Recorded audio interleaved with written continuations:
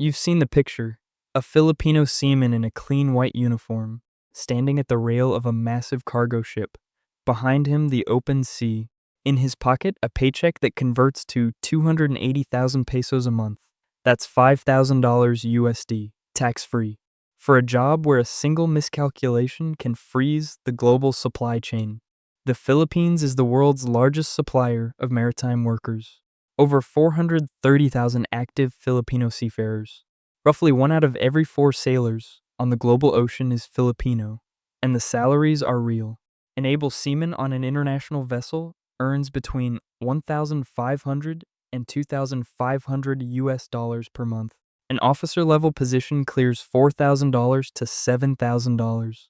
A chief engineer or ship captain on a large vessel can hit $14,000. That's 790,000 pesos a month, every month, in US dollars. Tax-free for international voyages, no Manila traffic, no 12-hour BPO shifts, no 18,000 pesos a month government job, free food, free accommodation, free travel to ports around the world. A career that built the middle class of 3 generations of Filipino families. The 2-story house in the province, the college tuition for the kids, the truck, the land. The lifestyle that local jobs can never provide. That's the promise. Here's what the recruitment posters never tell you. You don't just apply to be a seafarer. You can't walk into a manning agency in Manila and walk out with a contract. That's not how this industry works. The first gate is school. To even qualify for a maritime career, you need a degree from an accredited maritime school. BS Marine Transportation if you want to be on the deck side. VS Marine Engineering if you want to work in the engine room. 4 years of study. Tuition that runs 60,000 to 120,000 pesos per year at private maritime schools. That's just to get the diploma. Then comes Marina. The Maritime Industry Authority is the Philippine government body that certifies every seafarer in the country. After your degree, you need to pass the licensure exam. Then you need to complete basic safety training, then advanced firefighting, then medical care on board, then tanker familiarization if you want oil and gas vessel work. Each certification costs money. Each one requires time. Each one is mandatory before any manning agency will even look at you. By the time you're certified to apply, you've spent between 400,000 and 800,000 pesos just on education and training. You haven't earned a single peso yet. And then comes the hardest part, the application. There are over 400 manning agencies registered in the Philippines. Companies like Magsaysay, Philippine Transmarine Carriers, PhilCrew. They are the only legal path to an international vessel. POA, now called the Department of Migrant Workers, requires every Filipino seafarer to be deployed through a licensed agency. The agencies have more applicants than slots. Sometimes 100 applicants for every one position. They choose based on experience, training, English fluency, physical fitness, and connections. If you have no experience, you start as a deck cadet or engine cadet, an apprentice, sometimes unpaid for the first contract, sometimes paid as little as $200 a month for a 9-month tour. That's the door. You have to want it bad enough to walk through it. Your first contract is not what you imagined. You signed up for adventure, for travel, for the salary.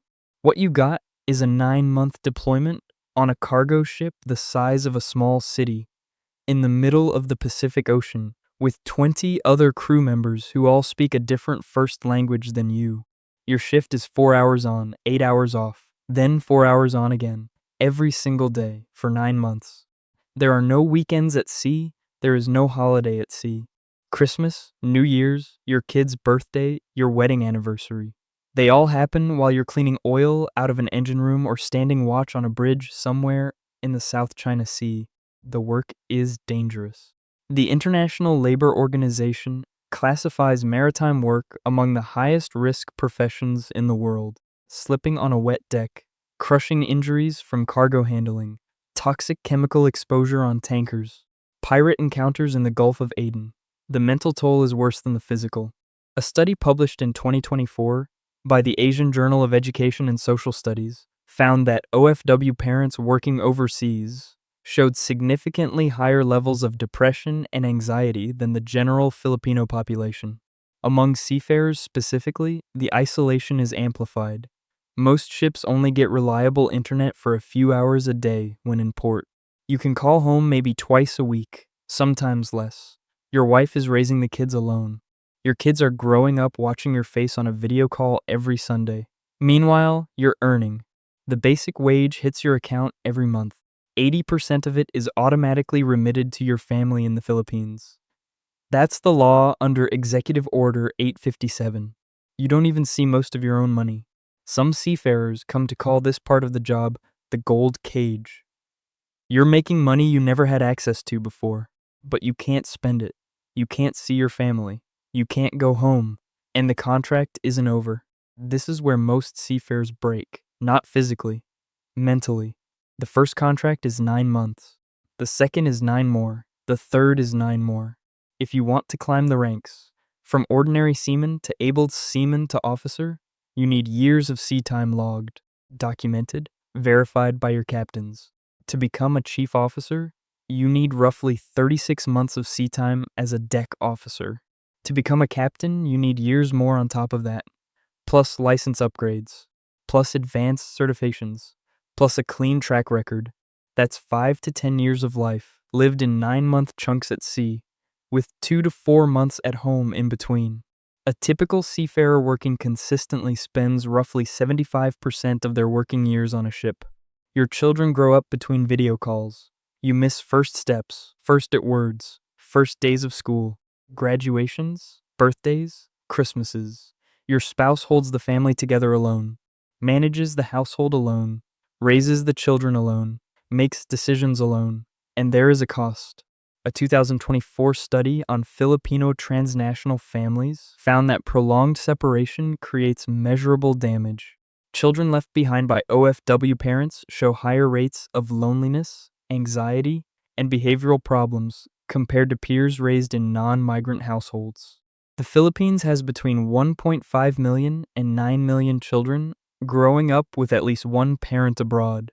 Many of them are raised by grandparents, aunts, or hired caregivers. The marriages strain. The Philippines has no divorce law, but annulment filings have more than doubled since 2001. Cohabitation has nearly tripled in 2 decades. And specifically among OFW seafarer families, the rate of marital separation is high enough that Philippine lawyers now specialize in handling spousal support cases for sailors at sea. Some seafarers fly to Guam, where the residency requirement for divorce is only 7 days, to dissolve their marriages legally outside Philippine jurisdiction. This is the wall most people don't see in the recruitment posters. The money is real, but the family pays for it. If you survive the wall, if your marriage holds, if your kids stay close, if your body and mind hold up, the math starts to change. Around year 5 to 7, you reach the officer ranks. A second officer or second engineer makes $3,500 to $5,000 per month. A chief officer or first engineer makes $500 to $8,000. The ITF minimum wage scale, set by the International Transport Workers Federation, guarantees baseline pay for officers on union-covered vessels. And if you're on the right kind of vessel, the numbers go higher. LNG carriers, liquefied natural gas ships, pay the highest rates in the industry.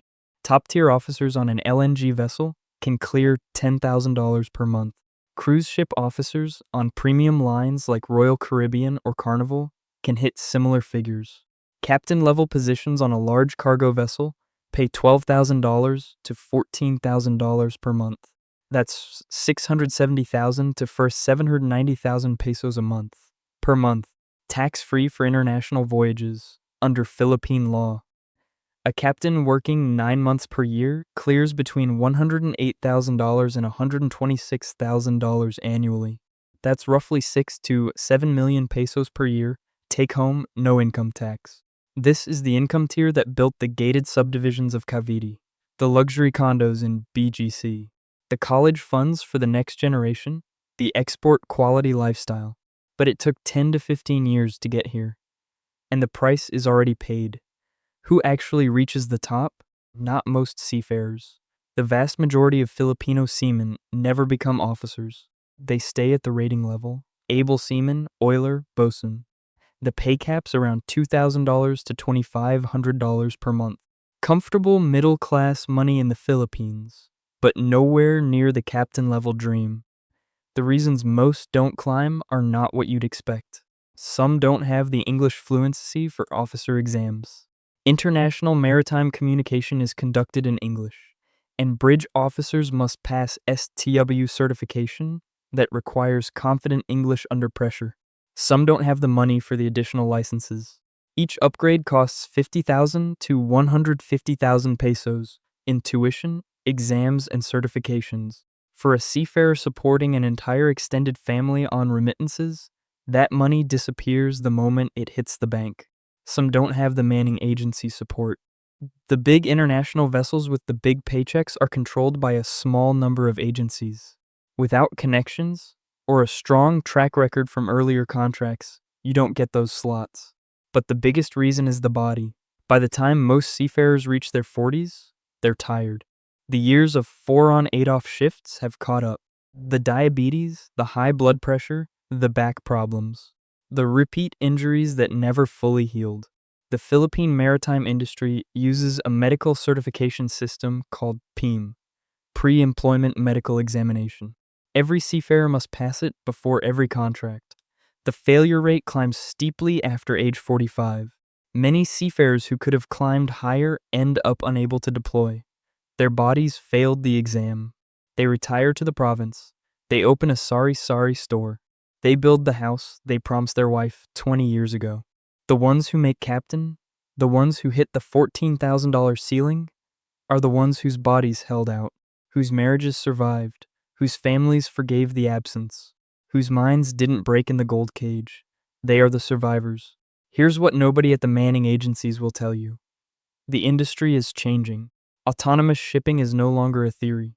The world's first autonomous container ship, the Yara Birkeland, has been operating commercially in Norway since 2021. Larger autonomous cargo vessels are in testing. The International Maritime Organization is finalizing regulations to permit unmanned ocean crossings within the next decade. A fully crewed cargo ship today has 20 to 25 seafarers. The autonomous version of the same ship will have 0. The economic pressure is enormous. Shipping companies estimate that crew costs make up 30 to 40% of operating expenses. Eliminating those costs is a multi-$100 billion incentive. The first jobs to go will be the entry-level positions. Ordinary seaman, engine wiper, deck rating. The exact positions that 90% of Filipino seafarers fill. Officer positions will hold longer. The autonomous systems still need remote operators and supervisors, but the demand will shrink and the qualifications will rise. Meanwhile, the global pool of seafarers is shifting. India, Indonesia, China, Ukraine, and Russia are all training maritime workers at scale, often at lower expected wages than Filipinos. The competitive advantage that built the Philippine seafarer industry, English fluency, strong training infrastructure, willingness to work long contracts, is no longer unique to the Philippines. A Filipino seafarer entering the industry in 2026 may have a 20-year career ahead, but the path that built the lifestyle of 3 previous generations may not be the same path that pays out for the next one. So here's the real question. You might spend 800,000 pesos on training. You might spend 5 years living in 9-month chunks at sea. You might miss your children's childhoods. You might watch your marriage strain across an ocean. You might finally make captain, hit the $14,000 per month ceiling, and then watch the industry that promised you everything quietly replace your rank with software. The money is real. The path is real. But the family? That's what pays the price the recruitment poster never mentions.